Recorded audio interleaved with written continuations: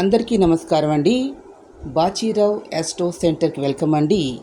ఈరోజు పంచాంగము చూసుకున్నట్లయితే శ్రీ విశ్వావాసు నామ సంవత్సరం, దక్షిణాయనం, శరదృతువు, ఆశ్వయుజమాసం, శుక్లపక్షం 29/9/2025 సోమవారము, సప్తమి తిథి మధ్యాహ్నం 12:05 వరకు ఉంది. తదుపరి అష్టమి, అంటే ఈరోజు రాత్రి అష్టమి. రాత్రి పూజ చేసుకునేటటువంటి వారు అమ్మవారిని దుర్గాదేవి అలంకరణలో చేసుకోవచ్చు.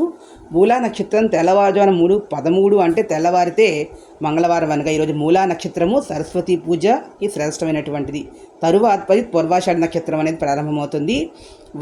ఉదయం 9:51 లాగా అయితే 11:35 వరకు ఉంది. కాబట్టి ఈ సమయంలో ఎటువంటి కార్యక్రమాలు అనేవి చెయ్యకూడదు.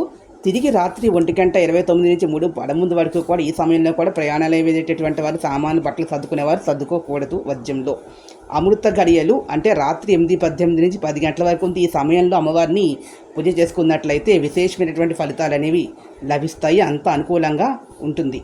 దుర్ముహూర్తం మధ్యాహ్నం 12:15 నుంచి 1:03 వరకు ఉంది. ఈ సమయం కూడా విసర్జించవలసినటువంటి సమయం అండి. తిరిగి 2:38 నుంచి 3:26 వరకు ఉంది. ఈ సమయంలో కూడా ఎటువంటి కార్యక్రమాలు నిర్వర్తించకూడదు.